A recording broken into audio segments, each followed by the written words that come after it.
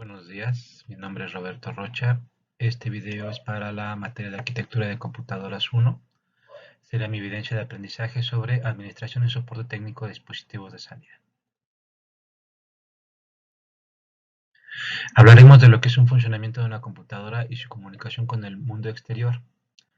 Para darle alguna utilidad al CPU y la memoria deben de comunicarse con el mundo exterior a través de un subsistema de entrada-salida que se llama I/diagonal o Input-Output. Y aquí podemos ver que tenemos la memoria, el CPU, el Input-Output y sería la comunicación con el mundo exterior.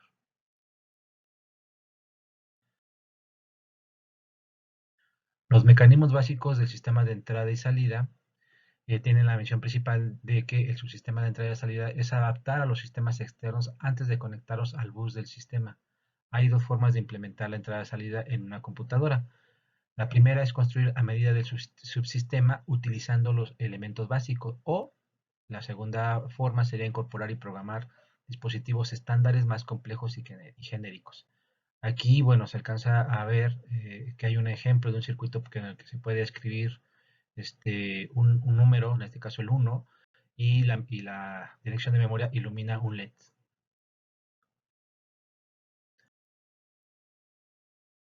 Las funciones del sistema de entrada y salida tienen varias eh, funciones. El primero es direccionamiento, que es la selección de dispositivo correspondiente de entre todos los dispositivos disponibles del sistema. La segunda sería la sincronización, que es la función que permite que el CPU y la memoria, tanto a alta velocidad de transferencia de datos, se puedan comunicar con los dispositivos de entrada y salida que tienen una baja velocidad de transferencia de datos, y lo sincroniza para que los envíos de datos entre ambos estén ahí en la misma sintonía. 3. La transferencia sirve para que el sistema de entrada y salida tenga toda la circuitería y señales de comunicación apropiadas para llevar a cabo la comunicación con uno de los dispositivos del sistema. La entrada y salida se implementa mediante periféricos. ¿Qué es un periférico? Un elemento que permite la transferencia de información entre la CPU y el mundo exterior. Es el interfaz que traduce la información asíncrona y analógica del mundo exterior a la información síncrona y codificada del computador. Dos partes que se contienen el periférico, que es el módulo de entrada y salida, y dispositivo externo.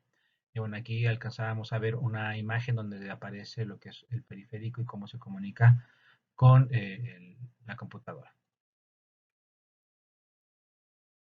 El módulo de entrada y salida.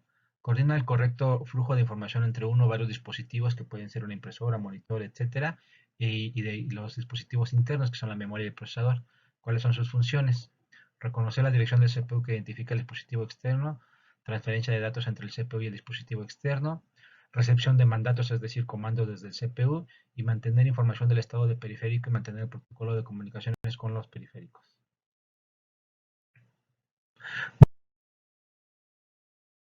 Módulos de entrada y salida todavía. Un módulo de entrada y salida puede controlar varios dispositivos externos.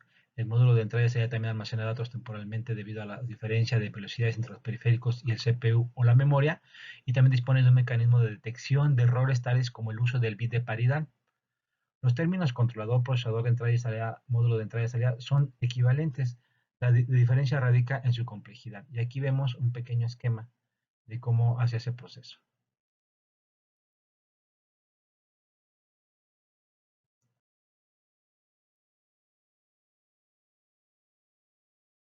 Dispositivos externos. Es la forma de comunicación con el módulo de entrada y salida, y se hace mediante señales de control, es decir, mandatos, comandos de envíos por el CPU, por el estado, información sobre el funcionamiento del dispositivo y datos. Los dispositivos externos, internamente suele haber una serie de buffers que son capaces de almacenar temporalmente datos o información adicional de contexto, y un componente importante suele ser el transductor, que transforma la información analógica en digital. Y aquí podemos ver un pequeño esquema de cómo lo realiza.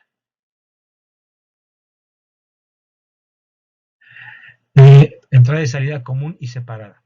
Según el modo de seleccionar el periférico y el acceso a sus registros de control, datos y estado, tenemos lo que es entrada y salida común o asignada, mapeada en memoria, también se llama de ese modo, donde el acceso a estos módulos se realiza de igual modo a cómo se accede a un dato de memoria principal.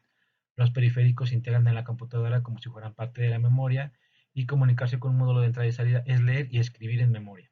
Las ventajas: se aprovecha el potencial del juego de instrucciones e inconvenientes: se desperdicia parte del espacio de direcciones.